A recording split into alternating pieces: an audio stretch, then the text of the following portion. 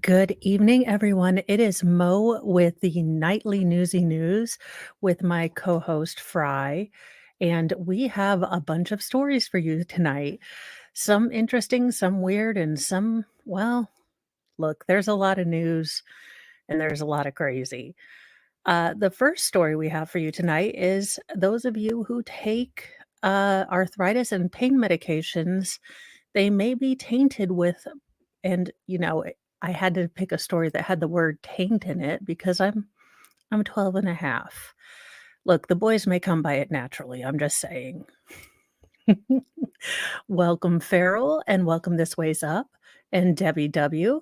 So, some pain meds and arthritis meds are being tainted with harmful drugs, the FDA warns.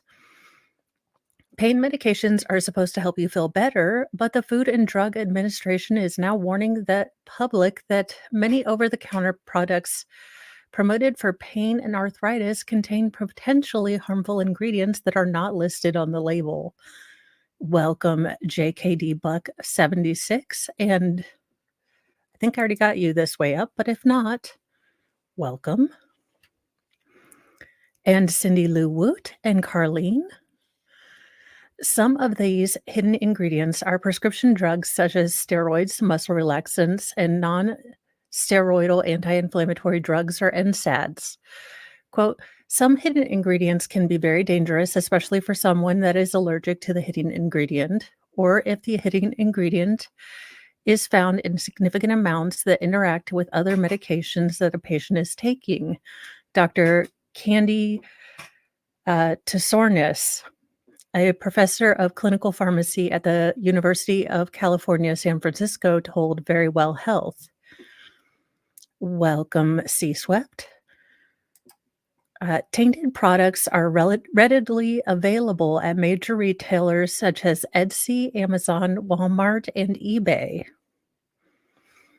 Pro Arthromax, sold as a supplement for joint, muscle, and arthritic pain, contains several drugs such as chlorozone, a muscle relaxant that's only available by prescription, and several NSAIDs such as ibuprofen and naproxen. Ginseng Shi Lang Wan promoted for joint pain, arthritis, and gout, contains the steroid dexamethasone, chloramifene, look, a bunch of long words, and antihistamine. These types of supplements are not regulated by the FDA, and therefore you really are at your own risk taking them. Dr. Lisa Young, a registered New York dietitian / nutritionist and author of Finally Full, Finally Slim, and Portion Teller Plan, told the Post. The FDA is prevented from testing these over-the-counter products by the Dietary Supplement Health and Education Act of 1994, which limits the ability of the agency to regulate markets or products marketed as supplements. Yeah. Really, I pick the articles that I know are going to have the names like Cymbaltasol and stuff like that. I make it difficult on myself. By hobbling the FDA, manufacturers are able to sell products without clear evidence of their potency, safety, or effectiveness. Well, people buy them. I mean, what are you going to do? Only after consumers complain about a product can the FDA take action. Quote, it is clear from the results of our decade of testing that retailers and distributors, including online marketplaces, do not effectively prevent these types of potentially harmful products from being sold to consumers, the FDA warned in a statement, like they really stopped Big Pharma from selling us a bunch of stuff that, makes us with terrible side effects.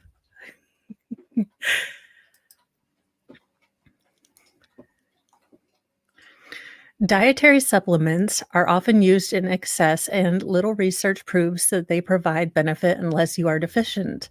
The FDA has a list of products known to contain hidden ingredients, noting there are many other risky products available over the counter. Quote, the FDA cannot test all products on the market that contain potentially harmful hidden ingredients, Enforcement actions and customer advisories for tainted products can only cover a small infraction of tainted over the counter products on the market, the agency warns.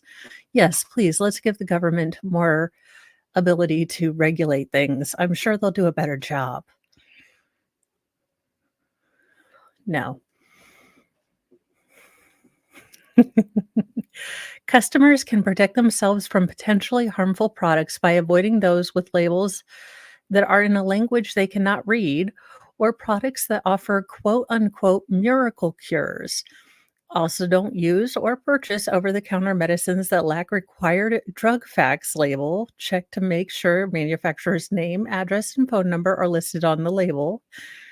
And perhaps most important of all, talk to your healthcare provider about all products you are taking, including herbal supplements, vitamins, and so called natural blends. So, like maybe don't buy, a miracle cure from weird guys on the internet. In other news, her mother is so proud, I'm sure. And look, I'm not going to shame anyone. So this is over the counter stuff. It's not prescriptions. These would be more like supplements, like natural supplements, supplement blends, different things, any sort of supplement blends that can't be sort of looked at by the FDA. So, you know, so like take my leg, for example. Anything that would promote maybe nerve health or nerve regeneration, there are a lot of nerve supplement blends that are supposed to help with nerve health. But, supplements can be great, but it's a highly unregulated market. You don't know where they're getting these supplements, how your body absorbs them, you know, how things are taken into your body, what chemical unless you do a lot of research and you're very up to date on things. Yes, as far as I know, your prescription pain medication is okay. It's more like, if you were to get, let's say you did ginkgo biloba or something like that, that's what they're warning you about, is that, some of these, Bioflex and things. Bioflex is just the first name. It wasn't listed on the article, but, if you're thinking those kind of things, it would be, say they had like Arthromax and it was a blend of herbs that was going to help you with arthritis and, get your joints to have cushion. Well, it can say all of that on the bottle, but the FDA, they can't test it and they're not required to. So that's what they're kind of. So I slept with 300 people in a year. Haters think I'm disgusting, but I feel empowered. Well, ma'am, then I feel like no one needs to call you anything because most people don't call you in the morning after all. I'm a terrible person. Uh, an Australian woman who says she's had sex with more than 300 people in 1 year found the experience empowering.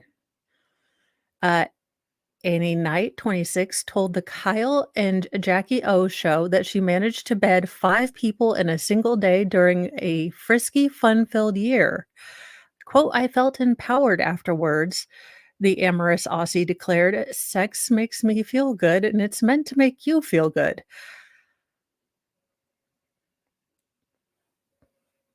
Her mother is just I don't know how you do the Christmas cards for this one. Well, Annie is really expanding her horizons, and she has just met the most interesting people, and she's only slept with like 300 of them. So when you think about it, you meet thousands of people in a year, so she's only slept with a small fraction. So really, when you think about it, Knights sleeps with men and women and told the radio program that she slept with many of her sex partners on dating apps. Oh, I hope you are being safe, miss, or you are just walking gonorrhea.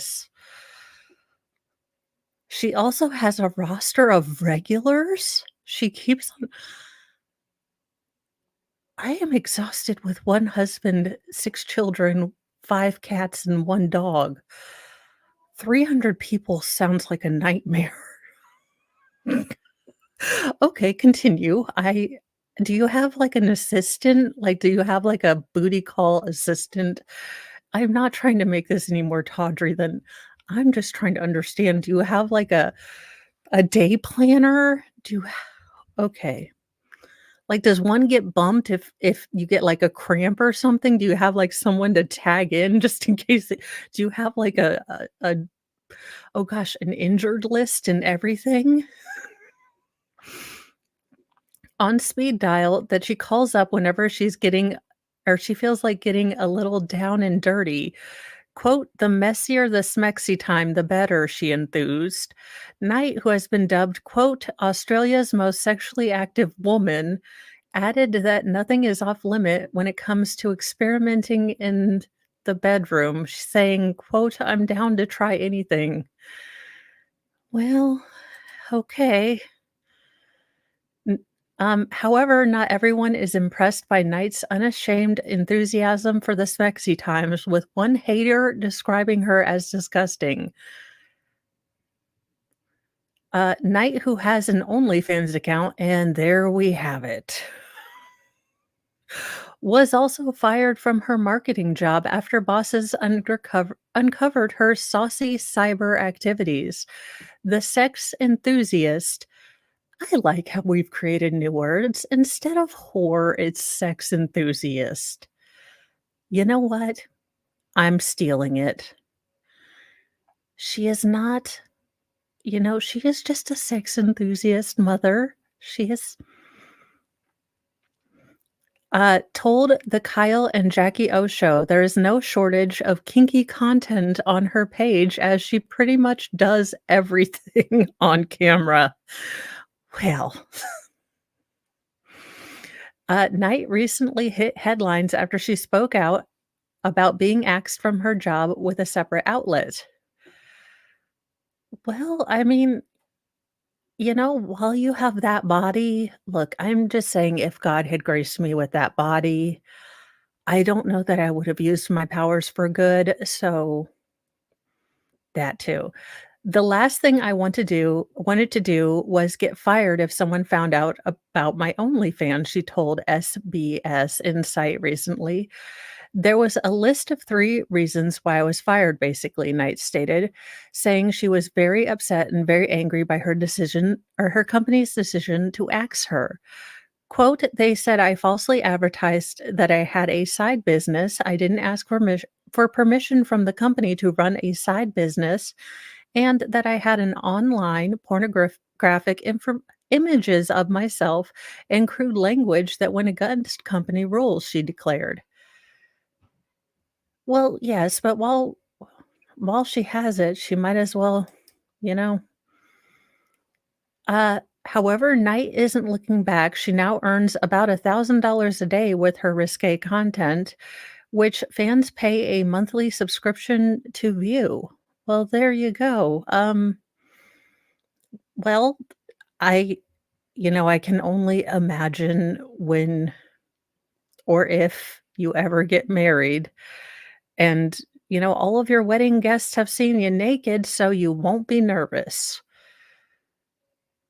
Or will you wear white? I don't know. You know what? You have a couple years. You'll I was gonna say you'll bang out these details, but that might not be the turn of phrase we I should use for this particular story. Hello, Kim. In other news, it's, the poop plane part 2. Just when you thought it was safe to fly again, it's not. EasyJet flight is canceled after passenger poops on the bathroom floor. Now, I have only been flying twice in I think the last 13 years, but if I remember correctly, the bathrooms are about this big, and I am not one of the most skinny and or flexible people, but how could you miss?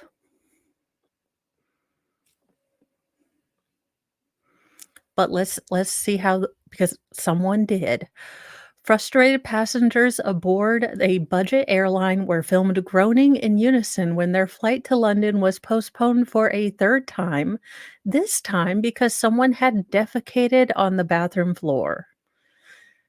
A video obtained by the Post shows the pilot telling passengers aboard the EasyJet flight from the Spanish island of Tenerife on Saturday that someone found it rather entertaining to defecate on the front toilet.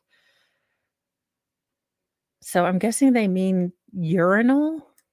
And I'm the front toilet? Uh, so now we're staying the night here. We're now going to get everyone off and organize hotels, and then we'll fly back tomorrow morning, the pilot tells passengers who could be seen groaning as they get up out of their seats. The announcement came after flight EZY8054 had already faced a number of delays when passengers told the Daily Mail. It was scheduled to depart from Tenerife at 8:05 p.m. on October 15th and arrive at the UK at 12:20 a.m. the next day. But before the plane was even scheduled to depart, airline officials offered those aboard nearly $610 voucher to switch flights because the plane was too small to accommodate all those who bought tickets, according to the Mail. Yeah, who laid a stink pickle in the urinal? Who did it?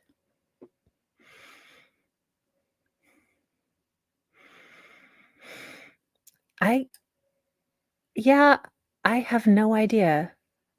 And welcome Squab Bob and Melissa Jane. I'd have taken the 650.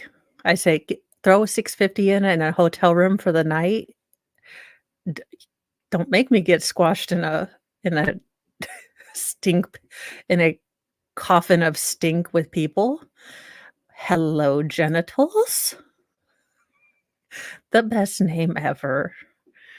When no one would take the vouchers, the passenger said, EasyJet, quote, had to remove 10 people from the plane, which caused a lot of arguing and literally took 10 hours. Once they got those 10 people off, the plane was heavy because we were at full capacity, the passenger continued. So then they were randomly pulling our luggage on other flights to Gatwick, London's airport, and that took hours again. It was only after the situation was finally resolved that the pilot announced the flight had been canceled, the passenger claimed. With all the passengers forced to spend another night in Tenerife, passengers said EasyJet was unable to provide everyone with hotel accommodations. A statement on its website regarding the flight tracking reportedly said, due to extremely high demand, unfortunately, we're unable to find hotel rooms in the area. If you need a hotel room and are able to make your own arrangements, we will refund you the cost of a reasonably priced room, meals, and travel cost to and from your hotel. In this case, we ask that you look for or accommodations that are 3 stars or equivalent. Some passengers decided to take their frustrations out on social media, with one person tweeting, "Real good of at EasyJet to delay the flight 3.5 hours with 0 communication, then decided to cancel it altogether because someone took an S on a toilet floor." Quite literally can't make this S up. Oh, Lord. Another said, "So we've been given the excuse of a toilet being defecated in for the reason for a canceled flight. Welcome, blue hair Bible lady. At EasyJet, this is unacceptable. Your customer care is atrocious. Hundreds of passengers left stranded in an airport terminal. Do something." I mean, at least they didn't ask them to riot and start a coup like the last airline that left a bunch of passengers stranded that I think we did an article maybe a month back.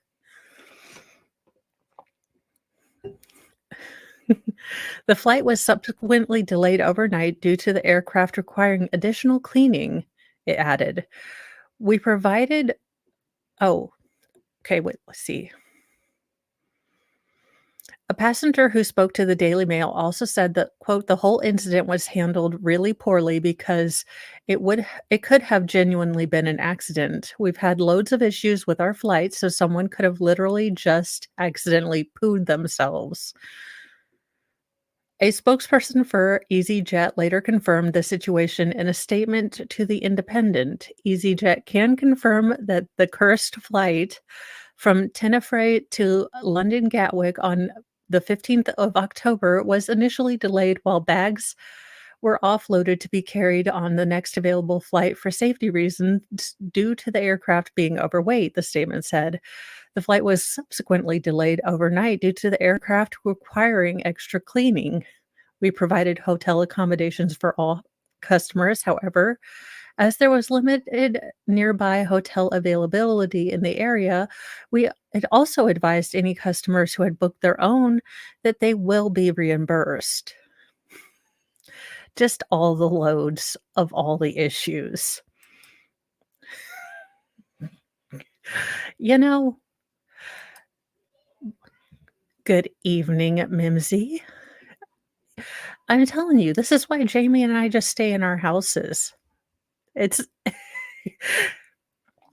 it's easier, but if there was anything that would get me out of my house and on a trip, it would possibly be this guy's house or inspired van home. See the inside, and we can probably play this, but it won't have sound. But this is a Lord of the Rings fantasy van house, and I could be persuaded to leave my house. And he has wine, I'm just saying.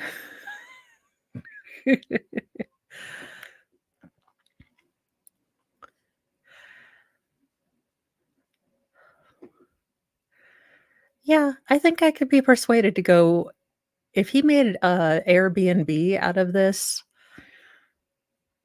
well, considering he lives there, probably not, but I think I know what I'm going to do my she shed in. Lord of the Rings.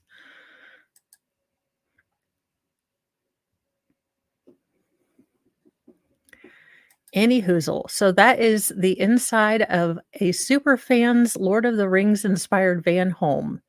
His precious. One diehard Lord of the Rings lover took his fandom to the next level by creating intricate carving scenes from the series into a van that he now calls home. Quote, I was drawn to this life as I always wanted to be a guardian of the woodland.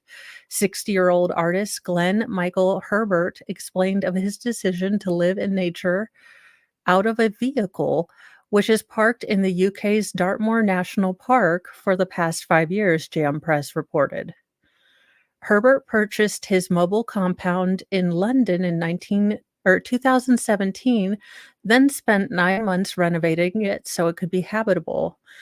These updates included adding thermal insulation, a king-size bed, a pull-out double bed for seating, woodland wallpaper, a dragon door, a porch, boiler, and electric.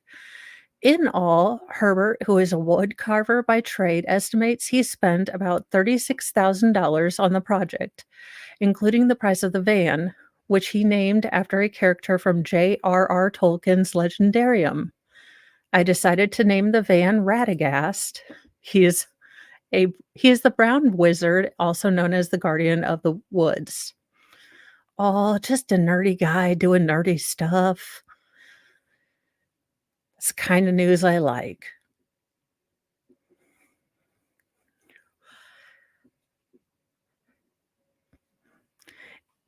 And yet, in another homage to Lord of the Rings, he carved a scene inside the van depicting the dragon Bolton being recreated, his wings spread as he's reborn from the tree.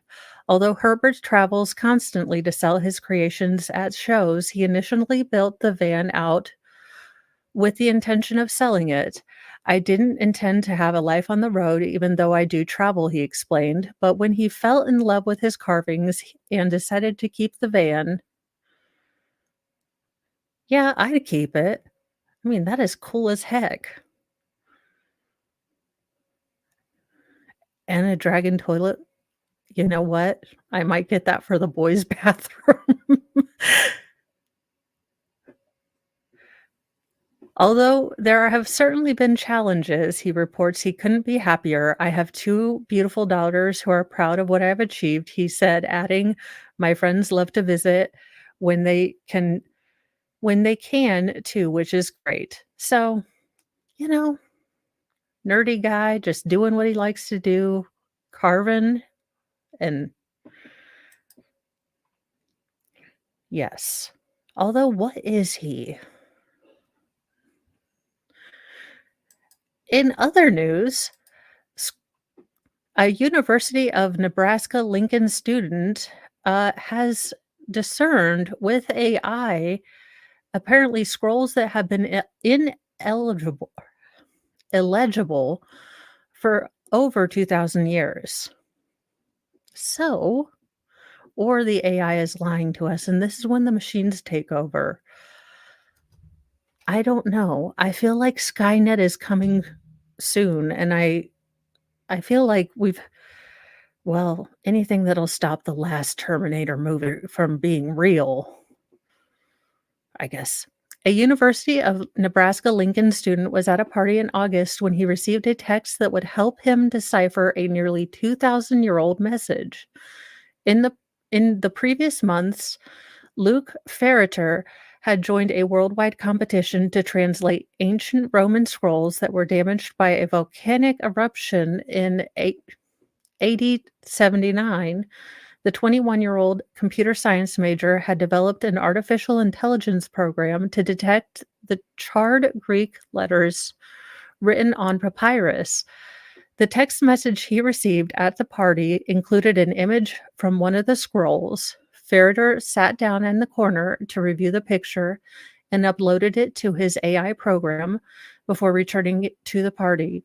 When he was walking back to his dorm at around 1 a.m., Ferreter pulled out his phone from his pocket and was shocked at what he saw. His AI program had detected about a dozen letters from the image. I was completely amazed, Ferreter told the Washington Post. I freaked out a little bit, jumping up and down, yelling and screaming. Papyro papyrologist, because I didn't even know that was a thing, later translated the Greek letters into a complete word, papyrus, an ancient Greek word for purple. Well, there you go. The Vesuvius Challenge, a project created by University of Kentucky computer science professor Brent Seals to decipher the Herculaneum scrolls, has since awarded Ferreter $40,000 for his discovery. He is believed to be the first person in nearly 2,000 years to be able to read part of the scrolls. The scrolls are something that people said you would never be able to read because it's too hard to extract the text, Seals said at a news conference Thursday, explaining that he has tried to decipher letters for about 2 decades, and yet today we are talking about exactly that. Thousands of years ago, Herculaneum scrolls were stored in a library near Pompeii that burned and was buried under volcanic mud and ash after Mount Vesuvius erupted in AD 79. More than 600 of the scrolls were found in 1750s, but people worried that opening them would cause them to fall apart, Seals said. Historians think the scrolls, which now look like burnt logs, may have belonged to Julius Caesar's father-in-law,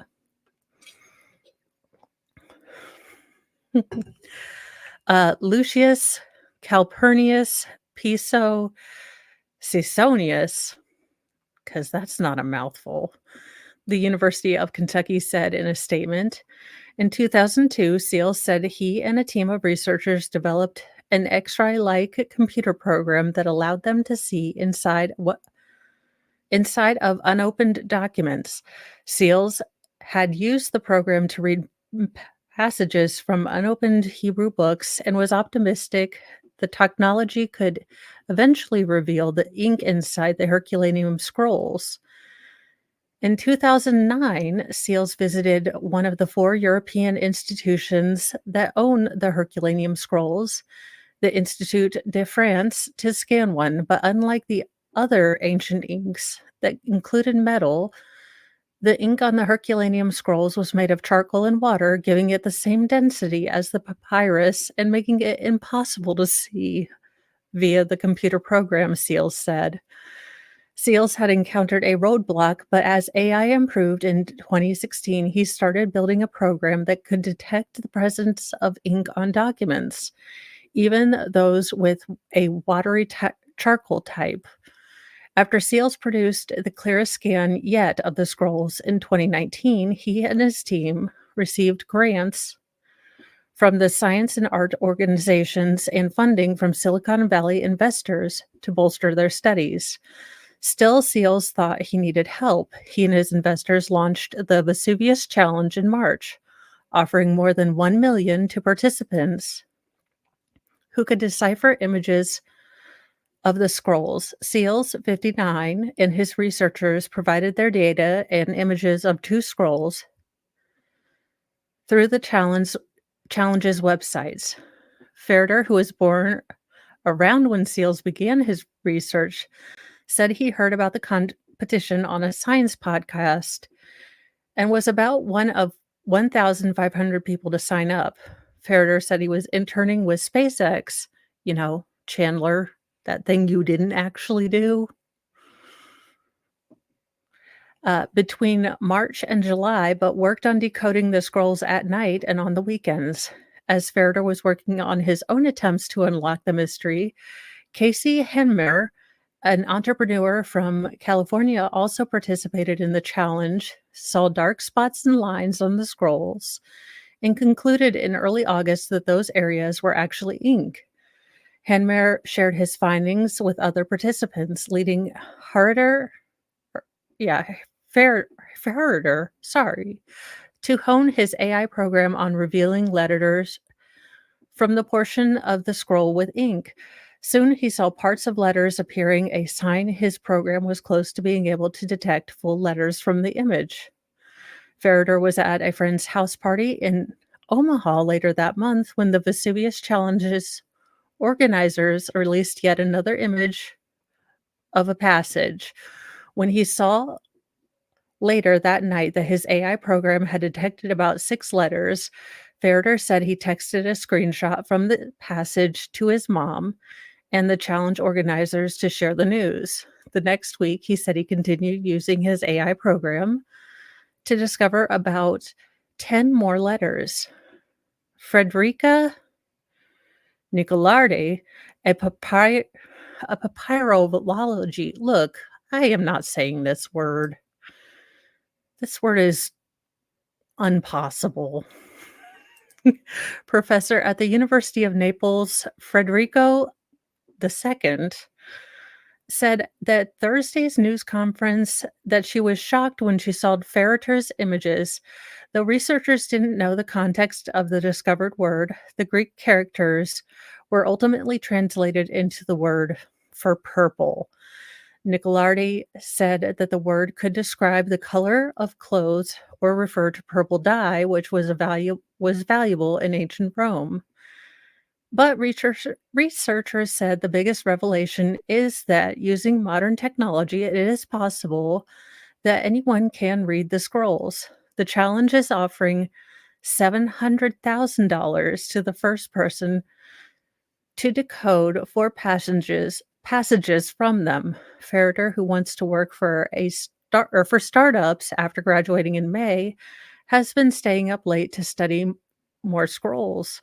He already has an idea of where he'll spend his $40,000. I'm going to buy more computers, he said, and win the grand prize. So, there you go. Have your scrolls ready and hold on to your butts, everyone. Alec Baldwin may be going down. Now now don't get too excited because this seems to be another way they might be joshing us, I don't know. Prosecutors investigating Rust shooting intend to bring involuntary manslaughter charge against Alec Baldwin before a grand jury. Yeah, yeah. Like, don't tease me with a good time. Look, the best part of Team America is what happens to Alec Baldwin, and it happens to a puppet. All Alec Baldwins are safe during the filming of Team America. Well, they didn't charge him at first, and then they went back and redid it because if I'm following the timeline correctly in chat, you can correct me, but, the first investigators, or it might have been the FBI broke the weapon they had, um, to the point where they couldn't determine if it was possible to basically, Alec had to cock the hammer and pull the trigger. It wasn't it wasn't so much that he had involuntarily done it, you had to do a series of 2 things, so he had to both cock the trigger or cock the hammer and pull the trigger, and I think what he was trying to sell everyone was that, it just kind of, "Oh, fiddle farts," it just went off. And they kind of showed that, no, both things have to be activated in order for this to happen. It's not something that would have just like if you jiggled it real hard or knocked it against something, it would have happened. Okay. New Mexico prosecutors intend to recharge actor Alec Baldwin with involuntary manslaughter in connection with the fatal 2021 Rust shooting, two sources familiar with the matter tell NBC News. The sources add that Baldwin's case will be brought before a grand jury in mid November. There have been recent discussions of a plea deal to a petty misdemeanor that was rescinded over the weekend, according to two sources familiar with the matter. I love like the two sources are just like two other reporters that they just have whispering. One of the sources tells NBC News that after further investigation, prosecutors no longer believe the gun had been modified and have found new evidence that they believe connects Baldwin to the recklessness around safety standards on the set. Quote, "It's unfortunate that a terrible tragedy has been turned into this misguided prosecution," Baldwin's attorney Luke Nicholas and Alex Spiro said in a statement. "We will answer any charges in court. This charge could carry up to 18 months in prison if convicted. We believe that based on our lengthy and detailed investigation, that it is appropriate for a grand jury in New Mexico to make a decision on whether the case should proceed," Special Prosecutor Carrie Morrissey told NBC News in a statement. This latest news comes 5 months after Special Prosecutor Carrie Morrissey and Jason Lewis dismissed the same charge against Baldwin, citing new facts in the case. At the time, they released a statement reserving the right to recharge Baldwin, stating, quote, "This decision does not absolve Mr. Baldwin of criminal culpability, and charges may be refiled." The case centers on an incident on the Rust film set in October 2021, in which Baldwin's prop gun fired a live round of ammunition, killing the film's cinematographer, Helena Hutchins, and injuring director Joel Sousa. Baldwin has maintained in interviews with both ABC News and CNN that he did not pull the trigger. So basically, from what I'm understanding, from what I've looked into, is that looking further into the firearm, there is no way that he could have had he been playing with the trigger all night and he hadn't cocked the hammer back, nothing would have happened. But he had to do both of the step 2 steps to actually have the gun go off. So, he was claiming that he never pulled the trigger, so then he at least caught the hammer. So, either way, he did both things for the gun to go off. There's no way that that gun went off unless you did both of those things. Quote, "I feel someone is responsible for what happened. I can't say who that is, but I know that's not me," says man with finger literally on trigger. I mean, allegedly. Mr. Baldwin said in an interview with ABC News' George Stephanopoulos in December 2021. When the involuntary manslaughter charges were dropped earlier this year, prosecutors said the gun might have been modified before the shooting and malfunctioned. A gun analysis report commissioned by the special prosecutors released in August found that the gun had not been modified. No, he really hasn't shown. I mean, that George Stephanopoulos interview, I had hoped that maybe he would show a little humility, and he just went into feel bad for me mode, and that was really not a good look.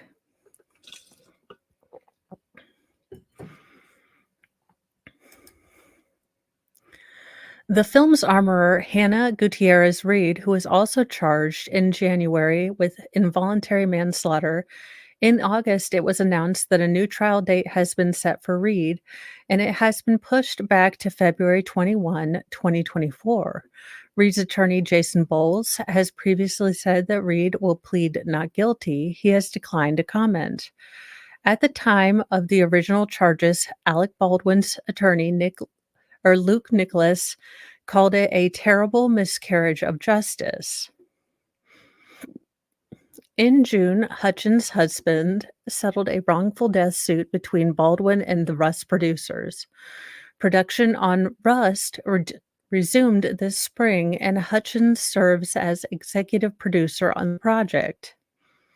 Quote, "All of us believe Helena's death was a terrible accident. I'm grateful that the producers and the entertainment community have come together to pay tribute to Helena's final work," Hutchins's widower said after the settlement. Yeah, I would never wanna see that movie, but I think that he gets a part of the profits should the movie do well, so if that's what he, went into the settlement and he wanted, then that's fine, but I would not have wanted that. But that's just me. In really weird, really odd news, a man's body mistaken for a Halloween prop, lawn mowed around him. China Grove, North Carolina. A family North Carolina family is upset after their loved one's body was mistaken for a Halloween decoration and left outside for days. Robert Owen's body was found in China Grove. His family discovered that a lawn care worker mowed around his near naked body, thinking it was a prop. A day later, someone else made the gruesome discovery. "I don't know how you could do that," said Owen's sister, Haley Shue. Quote, "Mow right beside someone and assume they're a Halloween decoration at a house no one lives at." Yeah, he's getting really big. I think we have firmly divested ourselves of him being a Pomsky. I know, I laughed too, and then I felt like a horrible person 'Cause I'm like, "Oh, that's someone's family member," but why would you think a half-naked person is a Halloween decoration? I need that thought process. The last time the family saw Owens was Sunday, October the 1st. It wasn't until a week later that police found him down a long driveway off Shoe Road in China Grove. He had little clothing on and was face down in the grass outside a home that, family says, has been empty for quite some time. Uh, let's see. Uh, Quote, "My grandmother has lived off of Shoe Road for 40 plus years," Shoe said. Well, if it's your own road, how do you expect everyone to know who has and hasn't been there? And he's never been to this house. He's never known this house this far off the road. He's never been back here. He's never been known to come back here. The police told his sister and mother that the 34-year-old hadn't been shot. They had to gather the rest from a construction worker on the property. The construction worker told us he had cuts and scrapes on his arms like defensive wounds, his words, Shu said. Family members admit Owens was known to do drugs. They said, however, that doesn't yet explain how he ended up where he did.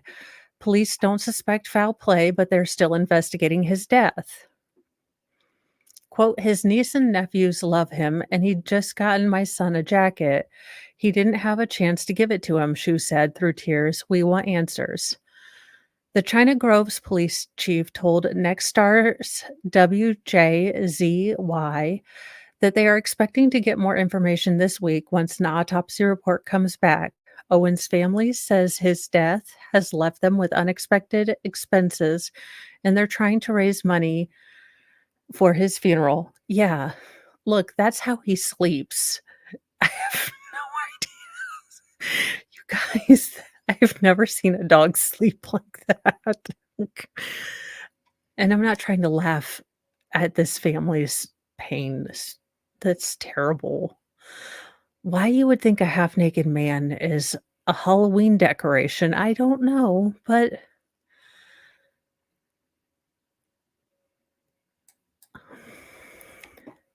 victim's family calls BS on ex-boyfriend's claim that he no-showed for his own murder trial because of a car accident. Well, I mean, unless you come wearing, a seat collar, you might wanna have, a bumper, like, impaled on you somewhere. A murder defendant did not show up to court on the first day of his trial in Texas because of a serious accident, his attorney says. But the victim's family does not believe it and thinks the accused killer might be trying to flee. I mean, if the shoe fits. The loved ones of Diamond Alvarez, 16, aren't taking Frank DeLon Jr.'s purported condition at face value, according to Houston's NBC affiliate KPRC. Yeah, so I think there's a 1 and a 6 here, and then these are hearts. But it definitely looks a little phallic. Okay, a whole lot phallic. Frank Delon, "You can't run forever, man," the victim's aunt, Blanca Meja, said in a conference on Monday. Delon's attorney told Law and Crime that his client really did experience an accident. Frank is okay. He is not running. Attorney Joaquin Jimenez said he did not provide specific details. Quote, "There was an accident this morning that will be explained tomorrow morning to Judge Jones.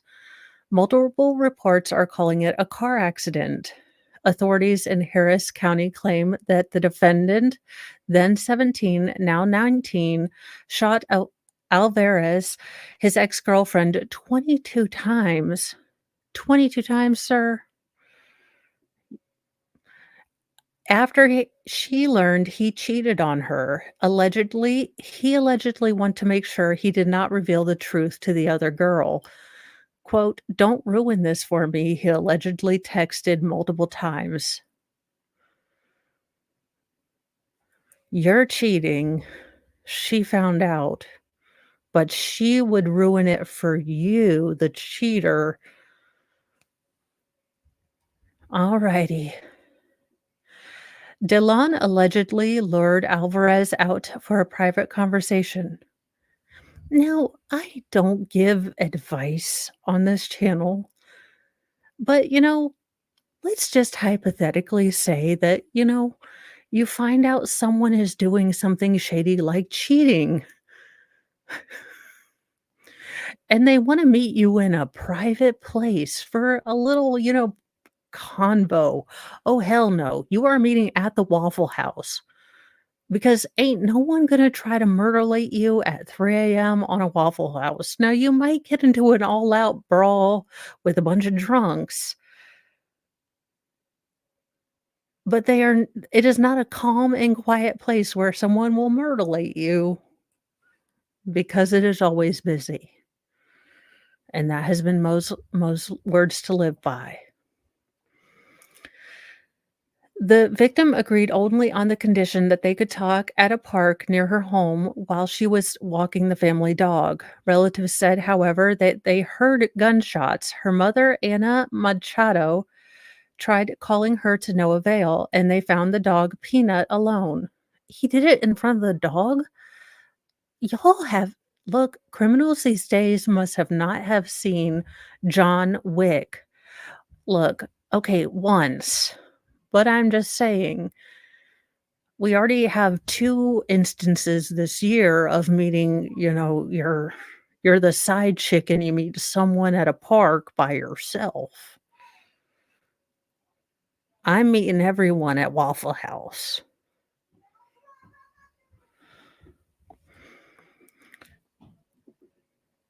They also found Alvarez dying in the field. Quote, "My son found her," Machado told local Fox affiliate KTBC in January 12th, 2022.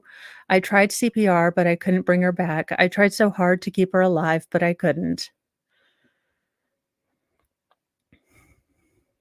Oh, the Hells Angels? Yeah, I figured I'd do that in the morning. I always keep a couple back for the morning, but I star those and I keep those back for the next time.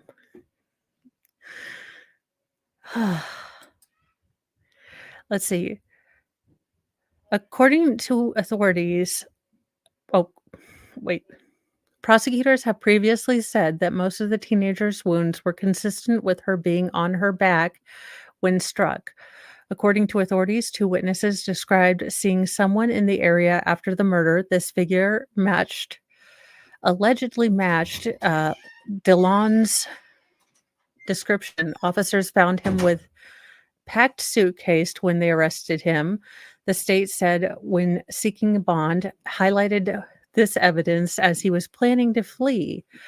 As far as Alvarez's family is concerned, the quest for justice stalled with Delon's failure to appear Monday. Delon's attorney reportedly said the defendant got into an accident. On his way to court, he sustained a major injury and might need medical care, the attorney said. The judge forfeited the $250,000 bond and put out an arrest warrant. Maja, the aunt, isn't buying it. "It sucks, and we expected something like this to happen," she said in the press conference. "Now we're expecting it for him to run. So I'm calling everyone to give us some kind of report. I want pictures. I want hospital bills. I want everything that this man is indeed hurt. I need everyone on it because this is unfair. I'm livid. I'm livid because this is so unfair. Now they say we have to wait. Wait, how much longer? What's the next step? Is he going to run? If he's not handcuffed to that hospital bed, I want proof. We need proof. It's been 2 years. too long, 2 years too long, and he's still free. So, that are those are the stories for tonight. I mean, we can always hope that Alec Baldwin will one day face justice for being a mega douche, but I doubt that that will happen. It is still in fairly blue New Mexico, so it's anyone's guess, and it does have to go to a grand jury. And, we can all be happy that we weren't stuck in the poo jet, and, you know, we might not all have slept with 300 people this year, but if you're sleeping with the one you love, good lord, that woman is nuts. Anyway, you know, just when you feel like you might not be doing the best in life, the New York Times gives you stories to make you feel like you're making better choices than you thought you were making. And on that note, stories to make you feel better about your life choices. You haven't slept with 300 people this year, and you probably don't have gonorrhea like her, so you're doing okay. I will see you guys in the morning at 9 o'clock for Mornings with Mo and Fry with new news, new craziness, and maybe someone has slept with 400 people. You know, there's always gotta be that one person that just bids a dollar more. I will see you all tomorrow. Have a wonderful rest of your evening. Bye, guys.